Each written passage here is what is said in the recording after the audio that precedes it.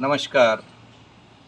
आओ जाने क्रम में आइए आज फिर हम एक शख्सियत के साथ में हैं और ऐसी शख्सियत के साथ में हैं जिन्होंने ब्रज की संस्कृति को, ब्रज की कला को, ब्रज की जितनी भी मंचीय लोकधर्मी संस्कृति परक जो लोक विधाएँ हैं उनको संरक्षित करने में एक बहुत बड़ा योगदान किया है।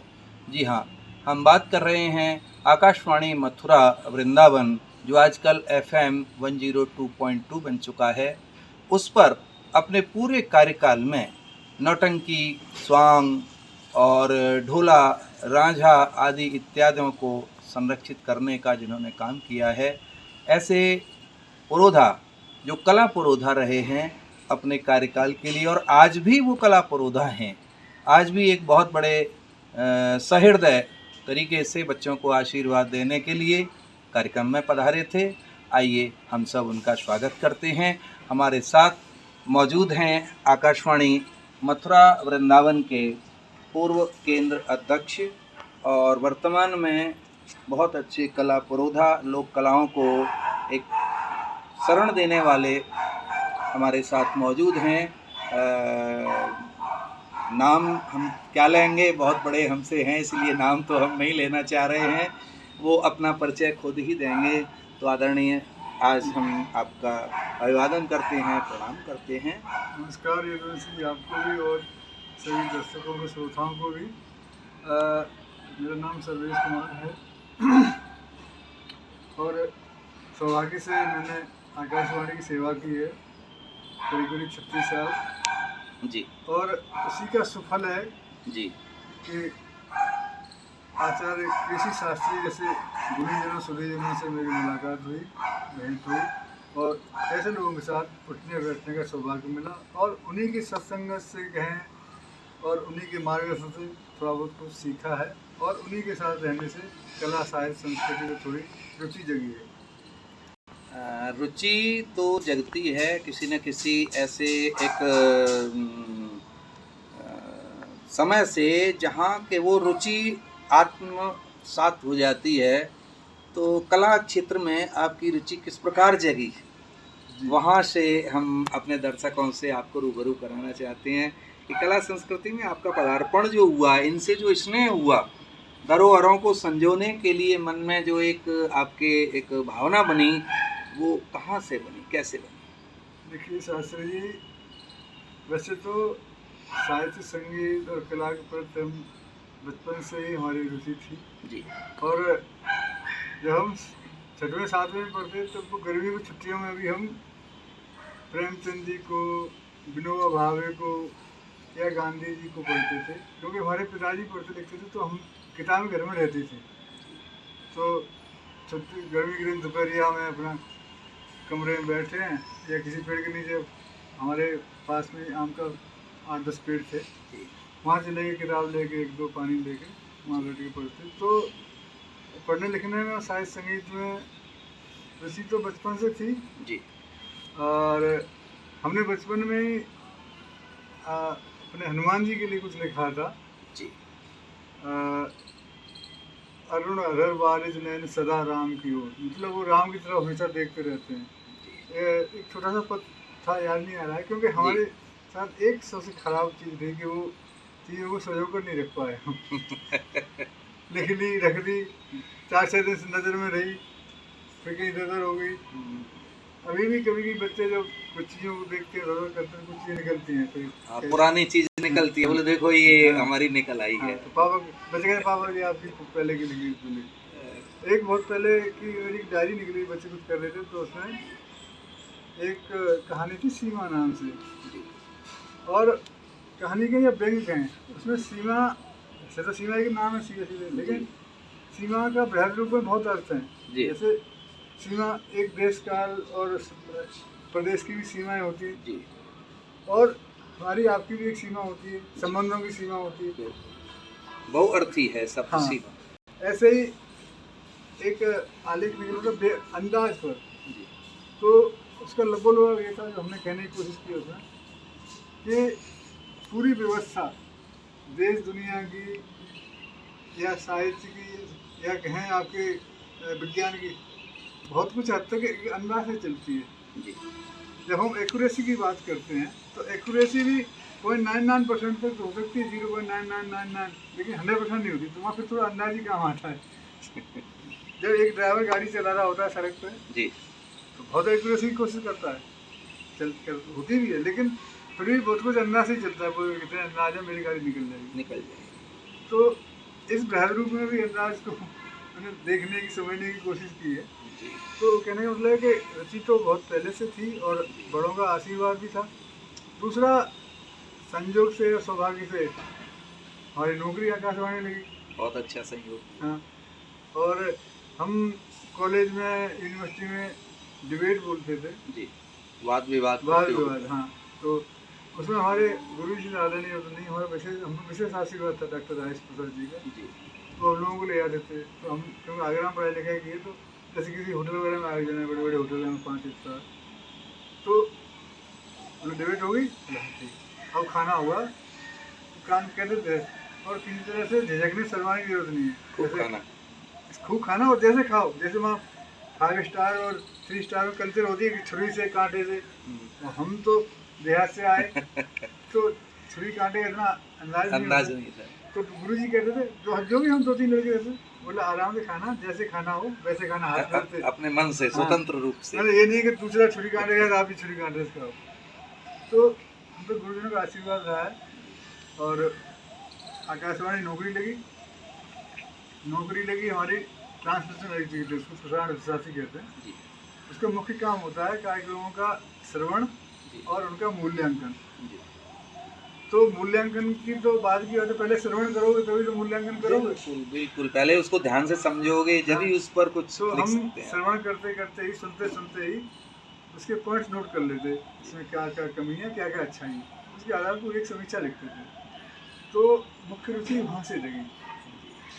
और इस संस्था में काम करने का सबसे बड़ा फायदा होता है कि आपको सौभाग्यवश या नौकरी की मजबूरीवश जी बुजुर्गों के, गुणीजनों के सानिध्य में रहना ही पड़ता है, मन से रहो या बेमन से रहो। तो हमारा साथ प्रभु की कृपा थी और बड़ों का आशीर्वाद थे, हम मन से रहते थे, बड़े बड़े अच्छे लोगों का सानिध्य मिला। बिल्कुल, आपने सही कहा कि बड़े लोगों का सानिध्य बहुत कुछ हमें सिखा लेता है। तो पारिवारिक स्थितियाँ भी ऐसी होती हैं कि वहाँ से ही सीखने का अवसर मिलता है। तो कुछ अपने परिवार के बारे में भी, हमारे जो देश क्या विदेश, पूरी मतलब विश्व स्तर के लोग आपका इंटरव्यू देख रहे हैं, तो अपने परिवार के बारे में, क्योंकि सारा कुछ तो माता पिता और परिवार से ही होकर के आगे आप बने। तो परिवार के बारे में भी कुछ बताइए। ससुरी, जैसा कि मैं कह रहा था कि हमारे पिताजी पुराने ज़माने के पढ़े लिखे थे। जी सन 62 में वो BA वगैरह करे थे। जी तो मैंने बताया हमारे घर में किताबें रहती थी, तो हम बचपन की छुट्टियों में, जैसे 6th में, जैसे विनोबा भावे जी को पढ़ा, गांधी जी को पढ़ा, मुंशी प्रेमचंद को बहुत पढ़ा। तो बचपन में ही थोड़ी साहित्य की रुचि जगी, और उसमें जो शब्द अटकते थे, जैसे मुंशी प्रेमचंद के साहित्य में बहुत से उर्दू शब्द आते हैं, तो उन शब्दों को हम नोट कर लेते थे। जी फिर पिताजी से या कंसल्ट करते जो भी थे। बड़े लोग हैं उनसे बात करके फिर उसका अर्थ समझ में आ जाता था। जैसे उनकी मुंशी प्रेमचंद के गान बड़े भाई साहब, हाँ, चिट्ठियों वाली कथा है तो उसमें। बड़े भाई साहब जो है वो तो कई बार फेल हो जाते हैं, छोटे भैया को समझाते रहते थे, एक पतंग मत उड़ाना, हाँ, गिर जाओगे। हाँ। और जब पतंग आती थी तो उसको लेने के लिए सबसे पहले भागते थे। तो मेरा मतलब, और वैसे मूल हम लोग किसान हैं, जी लेकिन हमारे पिताजी की ये बात थी कि हम जो भी काम कहते थे कभी मना नहीं करते। हम जब अपने बचपन को लौट के देखते हैं जी तो हमारे साथ के जो भी बच्चे थे, जो हमारे साथ प्राइमरी में पढ़ते थे, जूनियर में पढ़ते थे, उनके साथ प्रॉब्लम क्या रहती थी, जैसे अब मान लो खेती बाड़ी काम आ गया, जी तो उनके घर वाले उनको रोक लेते थे पढ़ाई से, उस दिन हाँ, छुट्टी करा बोले आज स्कूल नहीं जाएगा तू, आज तो तू जो है ना गेहूँ बो देना या खाद बो देना। हाँ, हमारे साथ आज रुको, तुम हाँ, छुट्टी करा लेते जी। थे। लेकिन हमें सौभाग्य रहा, हमारे पिताजी क्योंकि पुराने शिक्षित थे, जी तो शिक्षा का महत्व जानते थे, उन्होंने कभी नहीं रोका। चाहे उन्हें इसके लिए भले ही मजदूर रखना पड़े, कुछ करना पड़े, लेकिन आप, उन्होंने कहा ही नहीं, सोचा ही नहीं कि इनको रोकना है, आप जाओ स्कूल जाओ, आप अपना काम करो। तो उनका सपोर्ट मिला, उनका आशीर्वाद मिला। और बाकी हमारे बड़े भाई साहब थे, तो जब हम 6th 7th में आए, 6 में ही प्राइमरी के बाद। जी तो हमारे भाई साहब शायद इंटर कर रहे थे, तो हमने पुरानी किताबें ले ली कहीं से, या वही कहीं से लाए, और हमें पता उस समय जो अंग्रेजी की किताब होती थी basic English reader 6th class की, जी उसमें 19 पार्ट होते थे। जी, हमने गर्मी की छुट्टी में ही 19 पार्टों के सारे मीनिंग याद कर लिए। बहुत बढ़िया। तो पिताजी का आशीर्वाद, उनका मार्गदर्शन, जी बड़े भाई साहब का प्रोत्साहन, जी और अंग्रेजी वगैरह वो पढ़ा देते थे, तो इस तरह से सिलसिला चल निकला। फिर एक बार जो चस्का लग जाए वो फिर हमेशा के लिए हाँ। सुरक्षित हो जाता है। अच्छा, बेसिकली आप कहाँ से रहने वाले हैं? अपने निवास के बारे में भी मूल पे थोड़ा। हम टुमला के पास के रहने वाले हैं। जी, पहले हमारी तहसील एतमालपुर पड़ती थी एतमाद। और जिला आगरा होता था। जी जब फरीदाबाद जिला बना तो टुमला को तहसील बना दिया गया, और आजकल हम टुमला तहसील है, फरीदाबाद जिला है। और टुमला से हमारा गांव 9 किलोमीटर दूर पड़ता है। हमने हाई स्कूल किया है देवी इंटर कॉलेज अली नगर केंद्रा से, अब तो जिला फरीदाबाद हो गया। जी और इंटर किया है ठाकुर वीर सिंह इंटर कॉलेज से। और हमारे पिताजी उसमें फिर मैनेजमेंट में भी थे, जूनियर इंटर कॉलेज से, देवी इंटर कॉलेज में। तो वहाँ पे एक प्रिंसिपल साहब से नाम नहीं लूँगा, जी, तो उनके बच्चे से हमारे कंपटीशन रहता था। और टीचर्स का हमें बहुत स्नेह मिला। जब हमें याद, हाई स्कूल एग्जाम दे रहे थे, प्रैक्टिकल होता है ना, जी, तो उसमें खन्ना साहब थे, तो वो हमारे साइंस टीचर थे और प्रैक्टिकल कराते थे। तो उन्होंने एग्जामिनर से कहा, एग्जामिनर ने हमारा लिया वर्नियर कैलिपर्स का प्रैक्टिकल था, हाँ। वाया भाई लिया, तो वो कुछ अपना कोड वर्ड से लिख के चला गया। तो हम तो निकल रहे थे, खन्ना साहब कह रहे थे एग्जामिनर से, उन्हें बहुत अच्छा लड़का है। तो इतना मैंने सुना, उन्होंने कहा कि मैंने गुंजाइश ही नहीं छोड़ी। तो मतलब प्रैक्टिकल में हमारे 20 में 20 नंबर, पूरे नंबर दे गए वो। हाँ, मतलब ये बात खन्ना साहब तो इसलिए कर रहे थे कि हम उनके प्रिय छात्र थे और हम जी। डिसिप्लिन भी करते थे, काम भी करते थे। जी, लेकिन हमें खुशी इस बात की है कि खन्ना साहब के कहने से पहले, जब पहले ही हम क्वालिफाई हो गए। खन्ना साहब ने ये कहा ना कि बहुत अच्छा लड़का है, तो उन्होंने कहा मैंने गुंजाइश नहीं छोड़ी। तो ये सब गुरुजनों का एक गुरुजनों प्रेम। का, माता पिता का और बड़ों का आशीर्वाद है। अच्छा, आकाशवाणी पर आपकी नौकरी कब लगी, कहाँ लगी थी? सबसे पहले आपकी पोस्टिंग कहाँ रही थी? हाँ, आकाशवाणी मैंने 8 नवंबर 1988 में पदभार ग्रहण किया, और मेरी पहली जो पोस्टिंग हुई, पहली नियुक्ति हुई आकाशवाणी आगरा में हुई। उसमें आकाशवाणी आगरा चालू नहीं था, तो कमीशनिंग नहीं होती, जी, तैयारियां पूरी चल रही थी। तो इसका हमको एक फ़ायदा ये हुआ कि किसी भी आकाशवाणी केंद्र का A to Z कैसे शुरू होता है वो हमने देखा भी और समझा किया भी, भी और समझा भी। और पूरा नॉलेज हो गया कि नई आकाशवाणी अगर कहीं खुलती है और आपको एसडी बना के भेज दिया जाए तो कोई समस्या नहीं आएगी। और उसमें के डायरेक्टर लोग थे, जो निदेशक होते थे, स्टाफ होता था, वो सीखने सिखाने बहुत विश्वास रखते थे। हमको जो संपादन और प्रत्यांकन, एडिटिंग डबिंग से कहते हैं, एडिटिंग डबिंग भी सीनियर से नहीं सिखाई, वो भी कुछ तो बाई चांस भी सीखे, कुछ तो सिखाई, सीखे ऐसे कि हमको भेज दिया, हम मुझे बाहर की रिकॉर्डिंग में वो भी कवरेज किया, वो भी कवरेज। वो भी कवरेज भेज दिया।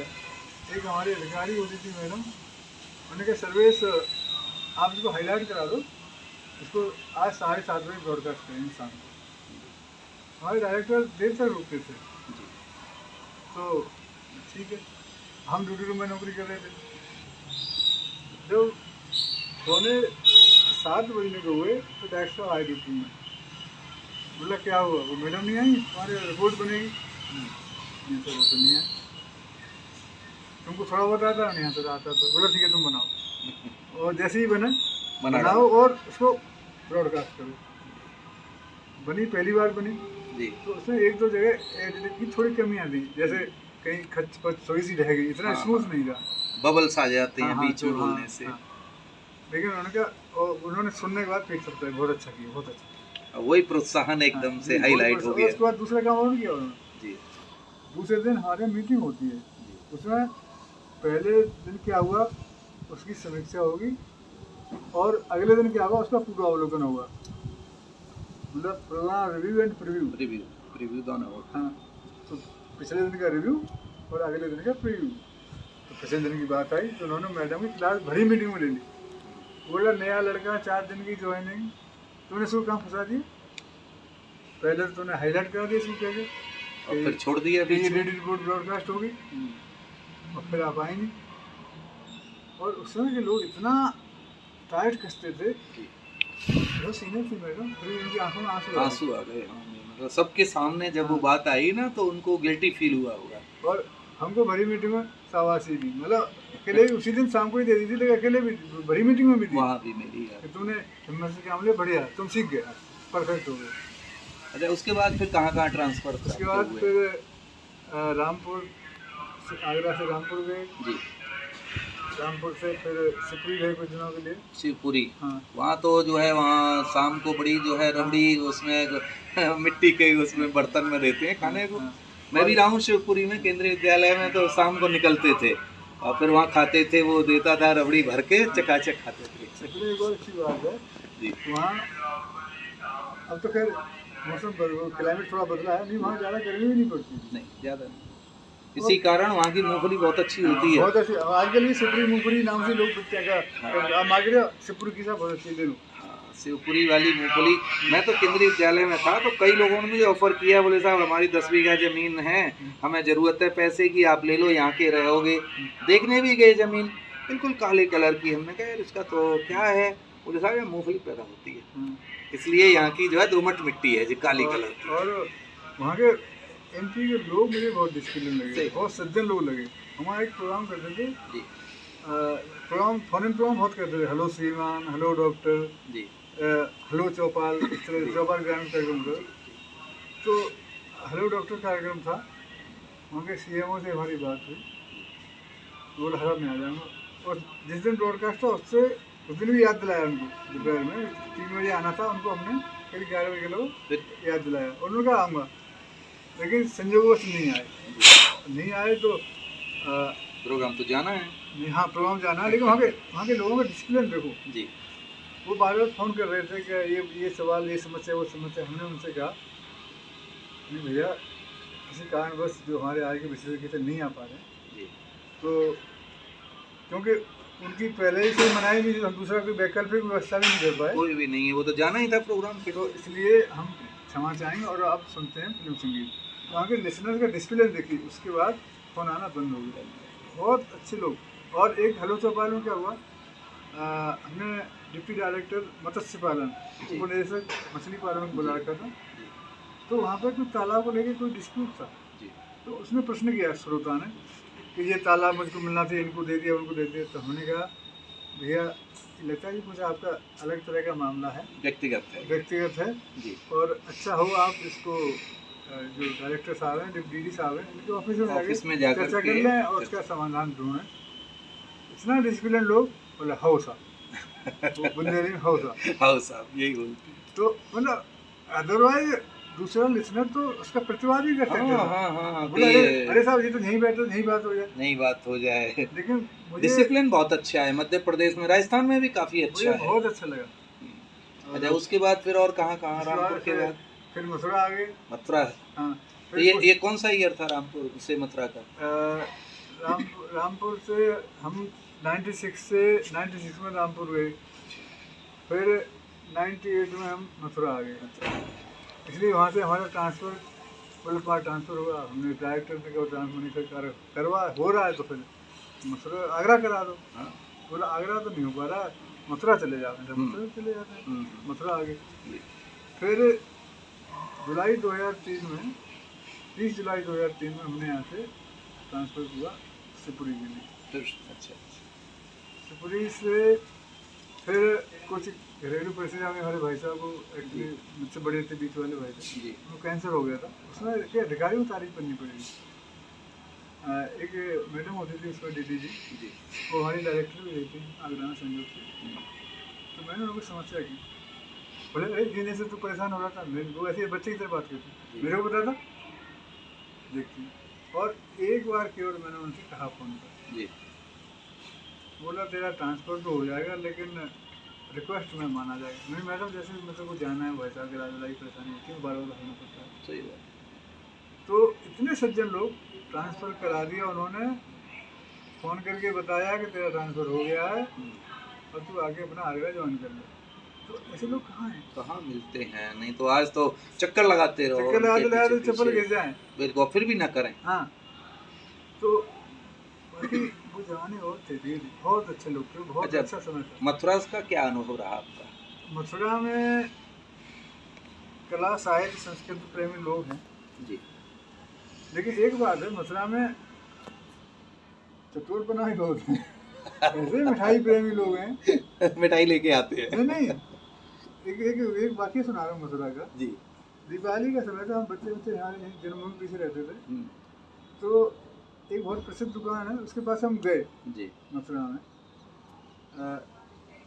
तो दोपहर में भीड़ थी बहुत। जी। हमने कि चलो शाम को देख लेंगे। शाम को हम गए तो वहाँ मामला खाली, बोला साहब खत्म हो गया।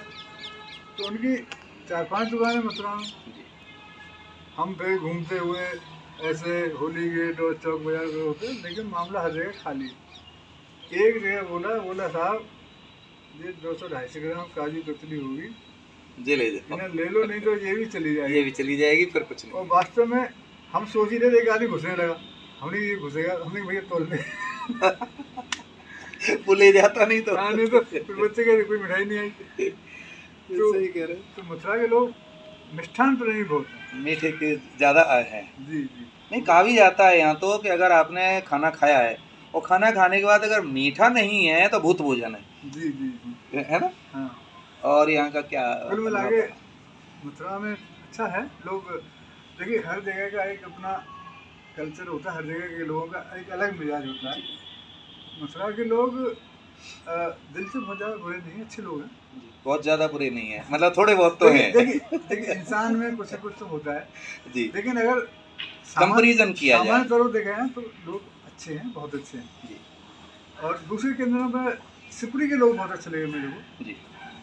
दूसरे केंद्रों में क्या है, लोग जो है ना थोड़ा सा बात को याद रखते हैं जी, और मौके पे फिर उसको याद बदला लेने की, उसको इनके किसी न किसी तरह से उसको जो है माइंड में बिठा के रखते हैं वो लोग।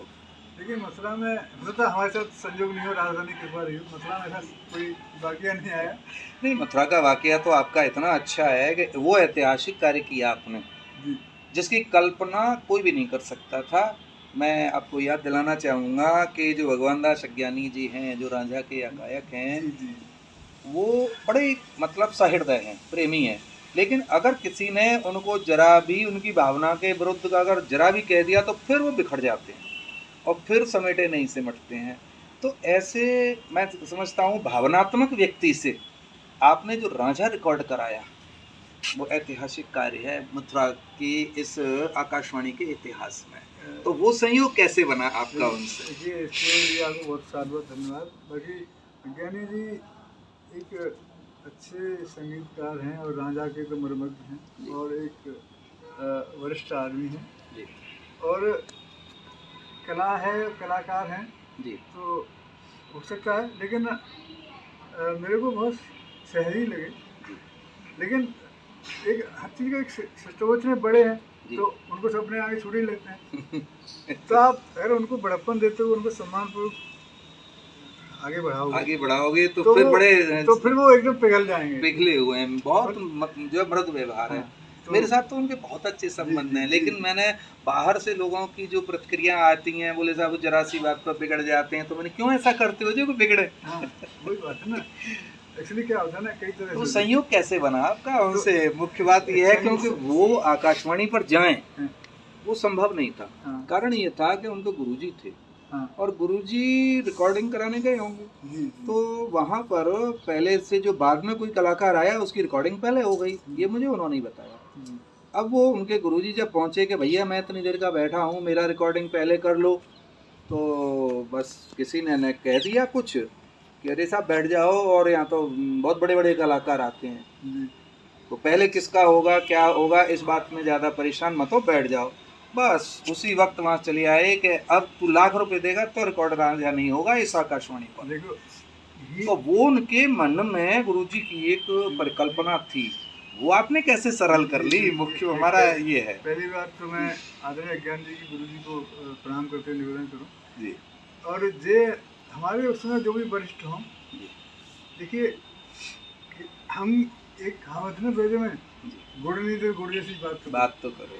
हाँ ठीक है, कायदे से तो जो आ गया उसकी जो पहले उसकी पहले रिकॉर्डिंग होनी चाहिए ना। जी अगर हमसे गलती हो गई तो हम उसको दूसरे शब्दों में कह देते हैं, बोला साहब ठीक है वो थोड़ी सी गलती हो गई है, आप थोड़ा सा वक्त दो, अभी आप ही करते हैं, तो निश्चित रूप से वो नहीं गुस्सा होता। जी। लेकिन अब उल्टा उल्टा एक तो काम उल्टा करोगे, काम उल्टा दूसरा उसके बाद में दूसरा उसका दूसरा जवाब भी जवाब उल्टा। उल्टा दोगे, तो परिणाम तो फिर सीधा कैसे होगा? नहीं वही तो कि दीना उस्ताद बहुत नामी राजा गायक। ये वाकया आदरणीय अज्ञानी जी ने मुझसे निवेदन किया था। अच्छा तो हमने उनसे कहा नहीं, हम इस बात को मानते हैं कि गलती हुई, जी। लेकिन अब किसी के पुरखों से गलती हुई हो हाँ, और हम इसको कितने पीढ़ी ढोएंगे। तो उन्होंने भी कसम खा रखी थी आकाशवाणी पर नहीं करूँगा। फिर हमने उनसे निवेदन किया, मैंने साहब कला में और ज्ञान विज्ञान में एक विशेष अंतर ये है, जी जैसे मैं साइंटिस्ट हूँ, मेरे ने कोई शोध किया, कोई रिसर्च करी, जी मैं उसको अगर किताब में लिख जाऊँगा तो मेरे अगले वाले फॉलोअर, अगले वाले जो विद्यार्थी हैं उसको फॉलो कर पाएंगे, रिकॉर्ड करेंगे उसको कि ये लिखा हुआ है और उसको उसके रिजल्ट भी आ जाएंगे। यस। लेकिन कला में ये बात नहीं है, कला कलाकार के साथ ही चली जाती है। अगर उसने सही ढंग से अपने किसी शिष्य को दान नहीं सिखाया, नहीं पहुंचा पाया उसको, वैसे ये तो सही है, जितना ज्ञान गुरु को होता है उसको 100% ट्रांसफर तो हो ही नहीं पाता। जी तो हमने निवेदन किया सर आप रांझा के इतने अच्छे कलाकार हो, जी और आजकल लोगों में वो ललक भी नहीं है। उन्होंने कहा हाँ हमने तो अपने गुरु के खूब छप्पड़ भी खाए हैं, आज के तो लोग सीखना नहीं चाहते हैं। हाँ ये बात नहीं, आज लोग सीखना नहीं चाह रहे हैं, वो ललक नहीं है, तो फिर अब आपके साथ कला चलेगी तो क्या होगा? क्या हो। लोग तो फिर कम से कम बताने को तो रहेगा रांझा ऐसा होता था, ऐसी रांझा का ये शैली होती थी, ये कथा होती थी ये कहता, तो ये बात उनको रुचि और उन्होंने हमको बहुत प्रसन्न हो गए, आशीर्वाद दिया उन्होंने आऊँगा, तो वो खुश हो गए। और उनका बड़प्पन है जी जी। और एक नहीं दो नहीं 12-13 एपिसोड उसके आपने तैयार करके और सबको वो सुनाए। मेरे पास में तो बिहार से और पता नहीं कहाँ से फ़ोन आते थे, बोले साहब ये रांझा गायक आकाशवाणी पर हमने सुने, कहाँ के हैं, इनसे बात करा दो। मैं नंबर भी दिया, मैंने बात कर लो भैया ये हैं। और काम तो और भी करना चाहते थे, लेकिन बीच में कुछ उनकी तबीयत वगैरह की समस्या आई, घर में भी थोड़ा, परिवार में भी उनकी पत्नी नहीं रही, और बाकी फिर हमारी सेवानिवृत्ति भी हुई, तो अभी भी थोड़ा सा काम बाकी है। बाकी राधा रानी की इच्छा है उनका स्वास्थ्य अच्छा हो तो फिर हम अपने किसी साथी से कह के कोशिश कर सकते हैं। हाँ दोबारा कोशिश कर सकते हैं। और मैं तो ये कहता हूँ कि आकाशवाणी ही एक ऐसी एजेंसी है इंडिया के अंदर जो कला संस्कृति सबका संरक्षण कर लेती है।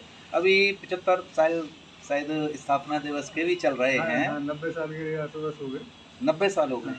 अच्छा। एक्चुअली जो प्रसारण की शुरुआत मानी जाती है जी वो जुलाई 27 से मानी जाती है, 23 जुलाई 27 से, तो उस हिसाब से 27 से बिल्कुल नज़दीक आ रहे हैं हम सेंचुरी के बिल्कुल। अच्छा, यहाँ मथुरा आकाशवाणी पर जैसे रांझा आपने रिकॉर्ड किया, बहुत अच्छा रिकॉर्ड क्या किया, रिकॉर्ड कायम कर दिया कि साहब वो एक चीज़ ऐसी ऐतिहासिक हो गई। ये तो आदरणीय सरस्वती मैया की कृपा है और आदरणीय भगवान का अज्ञान जी की कृपा है कि उन्होंने कृपा की, और वो अभी भी हमारे को उनका आशीर्वाद प्राप्त है, उनसे बातचीत करते मिलते हैं, लेकिन स्वास्थ्य थोड़ा उनका साथ देगा। स्वास्थ्य उनका, वो पैर में भी इन्फेक्शन हो गया, बड़ी दिक्कत आई। और जिस बीच आपका रिकॉर्डिंग चल रहा था उस वक्त कहीं एक्सीडेंट भी हो गया था, हाथ पैर पट्टी बांध करके हो गए थे। समर्पण की तारीफ करनी पड़ेगी। अच्छा, और भी कई विधाएं जो आपने संरक्षित की हैं आकाशवाणी पर, बड़ा ऐतिहासिक आपका रिकॉर्ड उसमें भी रहा है, जैसे कि आकाशवाणी मथुरा की नौटंकी। मैं समझता हूँ अनगिनत नौटंकियाँ यहाँ पर आपने रिकॉर्ड की हैं, और मैं समझता हूँ कि वो नौटंकी का जो इतिहास है ना, जो तरह तरह की नौटंकियाँ यहाँ हैं, मैं समझता हूँ शायद भारत के किसी केंद्र पर इस तरह का एक जो है नौटंकी या फुक का इतना बड़ा भंडार होगा। आपका विशेष आभार, धन्यवाद। अनगिनत कहना तो थोड़ा अतिशयोक्ति हो जाएगी, लेकिन यहाँ एक प्रयास रहा है। दूसरा, इसमें आकाशवाणी के किसी अधिकारी कर्मचारी से ज़्यादा श्रेय जाता है उन कला प्रेमी, उन कलाकारों को जो अपना पसीना बहा करके रिहर्सल करते हैं, तैयारी करते हैं और रिकॉर्ड कराते हैं। तो क्योंकि नौटंकी ब्रज की एक बहुत लोकप्रिय विधा है और बहुत अच्छी लोक नाट्य शैली है, तो और दुर्भाग्य से ख़त्म होने के कगार पर है। तो इस पर काम करने की कोशिश की और जितना राधा ने कृपा से हो पाया। बाकी नहीं, आपने बहुत अच्छा एक अभी देखिए एक प्रश्न पैदा कर दिया है, लोगों की नज़र जानी चाहिए उस चीज़ पर। जितने भी दर्शक हमें देख रहे हैं उनको एक बार सोचना होगा कि एक शब्द बहुत अच्छा आपने कहा कि ये जो नौटंकी विधा है ये विलुप्त होती जा रही है, तो इस ओर कुछ प्रयास भी करना जरूरी है जी। तो आपकी नज़र में क्या ऐसे प्रयास हैं जिनको करने से फिर से हम आकाशवाणी पर वही नक्कारा और आकाशवाणी क्या मतलब गली गली में नक्कारा गूंज उठ सकता है, ऐसे क्या प्रयास करने चाहिए? देखिए, कोई भी विधा जिंदा रहे, लोक नाट्य की वह कोई, उसके लिए सबसे पहली आवश्यकता है कि उस विधा का अगली पीढ़ी को, एक दूसरी पीढ़ी को, तीसरी पीढ़ी को हस्तांतरण स्थानांतरण होना चाहिए, ट्रांसफर होना चाहिए। तो मुझे लगा इस क्षेत्र में आप अच्छा काम कर रहे हैं, आप बच्चों को सिखाने की कोशिश कर रहे हैं। हमें तो आदेश मिलता है जो आप लोगों का और प्रेम स्नेह से मिलता है मार्गदर्शन। एक बार आपके संयोजन में एक कार्यशाला सेमिनार भी हुआ था शायद वृंदावन से। हाँ, वृंदावन में 3 दिन का था। जी जी, और उसमें बहुत अच्छी बात ये निकल के आई थी, शायद मैंने ही कहा था, आपने मुझे जी अवसर जी दिया जी था जी कि अभी तो हमें ढूंढने से, मेहनत करने से कलाकार मिल जाएंगे, गुणी जन, ज्ञानी जन, विद्वान जन, लेखक और बोलने वाले, बताने वाले मिल जाएंगे, लेकिन अगर हमने देर कर दी तो वो होगी हाथ से निकल जाएंगे, क्योंकि समय किसी का इंतजार नहीं करता है। इसमें जो भी वरिष्ठ लोग हैं उनकी सबकी उम्र किसी भी हालत से 60 से 65 के आसपास तो होगी ना, बिल्कुल, और ज़्यादा हैं। और हमने 10-5 साल निकाल दिए तो हो सकता है वो जिंदा रहें, बढ़िया रहें, लेकिन वो इस लायक नहीं रहें कि आपको आकर के समझा सकें। बिल्कुल, बीमार होंगे, इनकी शरीर की समस्या होंगी, तो शरीर उनका साथ नहीं देगा, गला साथ नहीं देगा, बहुत सारी चीज़ें और हैं। ये परफॉर्मिंग आर्ट है, जब तक आप परफॉर्म करके बताओगे नहीं, सामने वाला समझ नहीं पाएगा। तो कला में और विज्ञान में यही अंतर है।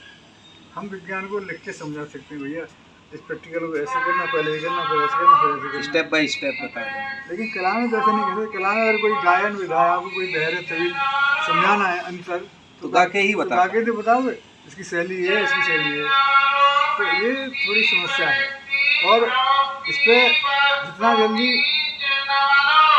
सरकार चेते, संस्थाएं चेतें, और थोड़ा सा आम आदमी को भी चेतना चाहिए। बिल्कुल, हमारी पीढ़ी का और आज के लोगों का दायित्व है कि इसको सरल से देखें। अगली पीढ़ियाँ तो समझेंगी नहीं नौटंकी क्या होती है, या रासलीला क्या होती है, या भगत क्या होती है, तो ये हम लोगों को थोड़ा करने की ज़रूरत है।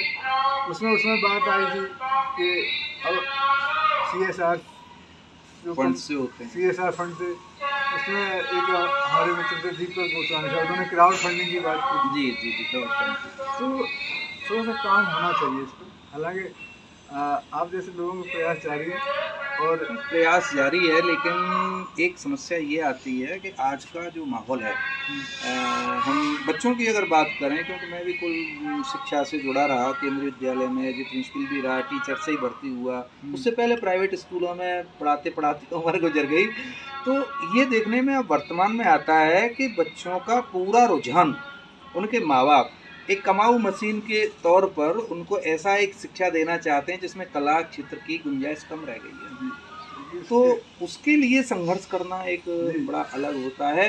तो जो आपने कहा ना कि जन सहयोग जो है, सरकार कुछ भी कर ले, नियम बना देगी बस, अब सरकार आकर के नौटंकी थोड़े गाएंगे, मंत्री थोड़े नौटंकी गाएगा वहाँ पर। सरकार में भी जो संस्था है ना, वहाँ भी जो लोग हैं जी, ये काम फील्ड का काम फील्ड में जाके हुआ, इसी चैम्बर में बैठ के नहीं हुआ नहीं।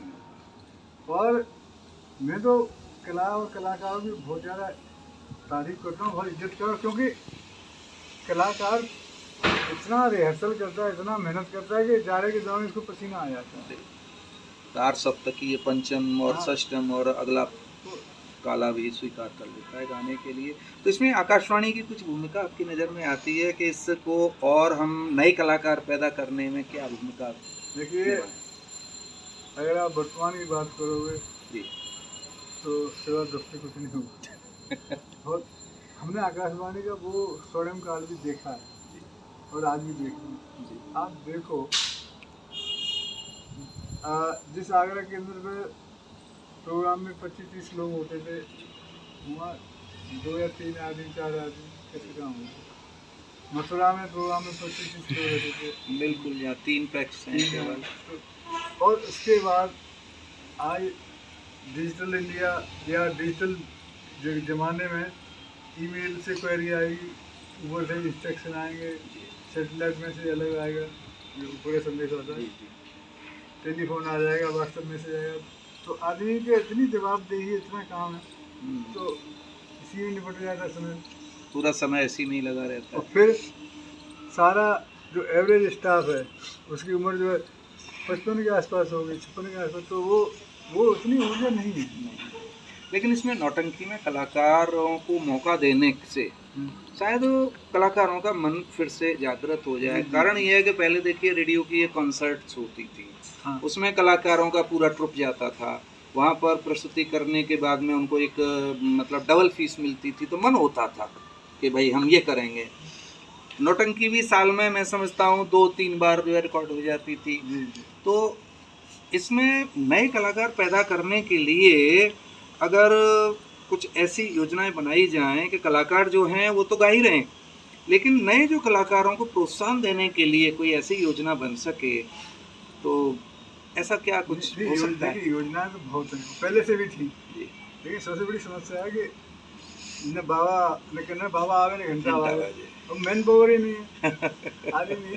खैर, एक और दूसरी बात ये है कि जो आदमी है वो 55-56 साल का है, 57 साल का है, तो ये उसकी ऊर्जा तो सब धीरे धीरे जा रही है, और उसकी अपनी अलग तरह की चिंताएं हैं जी। तो इसलिए आज विपरीत हैं। और जो एक जो सबसे बड़ी बात है बाजारवाद जी, बाजारवाद जो हाँ बाजारवाद वो आज जो है ना, प्रोग्राम से ज़्यादा चर्चा रेवेन्यू की होती है। बिल्कुल, किस स्टेशन ने कितना रेवेन्यू कमाया। तो ये अलग बात है कि ज़्यादा प्रेशर नहीं डालते हैं, लेकिन चिंता तो क्रिएट होती है ना कि हमारे दिन इसका टारगेट 18 लाख है, हम कर नहीं पा रहे हैं 3 लाख, तो कैसे करें। और इसके लिए या तो आदमी मार्केटिंग करें, या प्रोग्राम में दिल लगाए, मन लगाए, या कुछ प्लानिंग करे। है कुल 3 आदमी, एक आदमी तो दूसरों को जवाब दे के लखनऊ को जवाब दे, दिल्ली का जवाब दे, और दूसरे केंद्रों से, तो समस्या है। और आकाशवाणी की भी अपनी एक मजबूरियां हैं, अपना एक कार्यक्षेत्र है। अब उसके पास एक विभाग लोक कला का ही नहीं है, उसके पास कविता का भी है, उसके पास में और भी विभाग हैं, जो है ग्रामीण अंचल का है। जो पहले देखिए जो ब्रज कार्यक्रम होता था, शाम को 6 बजे सब लोग बैठे रहते थे कि ब्रज कार्यक्रम शुरू होगा, वहाँ बांसुरी का और उसका एक जो है स्टार्टिंग म्यूजिक लगा, और सब भैया को राम राम, राम राम जी, राम राम, ये सुनने के लिए बड़े लालायित होती थी। तो वो चीज़ें अभी भी स्मरण में हैं। और देखिए रेडियो में कितना अच्छा हुआ है कि मन की बात शुरू करने के बाद में घर घर रेडियो फिर मोबाइल के जरिए आ गया। तो आशा के साथ कोई ना कोई जो है परिणाम भी भविष्य में अच्छा आता है। तो हमेशा रखनी चाहिए और प्रयास करना चाहिए। बाकी तो भगवान कृष्ण पहले क्या, प्रयास करो, कर्म करो, कर्मण्येव अधिकारस्ते, तो कर्म तो करते रहना चाहिए। भले चाहे आकाशवाणी के जरिए करें या हम मंच के जरिए करें या हम बैठ कर के चौपाल पर करें। इसका एक कारण मेरी नज़र में और आता है कि हम यदि विद्यालयों को जोड़ लें तो ये नए कलाकार वाली समस्या शायद धीरे धीरे लोगों में हो जाएगी। शुरू से अभिरुचि होगी ना, तो आगे बढ़ेंगे। तो आज आपसे हमने बहुत जानकारियाँ ली हैं और आपके कुछ अनुभव भी हमारे सभी विश्व में बैठे हुए, देशों के कोने कोने में बैठे हुए लोग देख रहे हैं। आपसे जानकारी बहुत ली, आगे भी आपसे हम क्योंकि अभी तो बहुत कुछ करना है जी। शास्त्री जी आपको धन्यवाद, और आपके तमाम दर्शकों श्रोताओं को धन्यवाद। आपके माध्यम से मुझे भी साथियों से, मित्रों से बातचीत करने का मौका मिला। आभार, बहुत बहुत आपका आभार, बहुत बहुत धन्यवाद। तो हम बात कर रहे थे अभी आकाशवाणी के हमारे पूर्व केंद्र निदेशक श्री सर्वेश कुमार यादव जी से, और इनका एक स्वर्णिम काल रहा आकाशवाणी पर। और सबसे बड़ा स्वर्णिम काल तो ये रहा कि नौटंकी के आकाशवाणी पर मात्र कुछ कलाकारों को लेकर के रिकॉर्डिंग की जब समस्या आई तो आपने नए नए जो है सरकार से जो नियम आदेश थे उनका अनुपालन करते हुए नौटंकी को आज तक जिंदा रखा है। आशा करते हैं कि आपको बहुत कुछ उनसे भी सुनने का आज अवसर मिला, और अगले कार्यक्रम में फिर मिलेंगे। तब तक के लिए नमस्कार।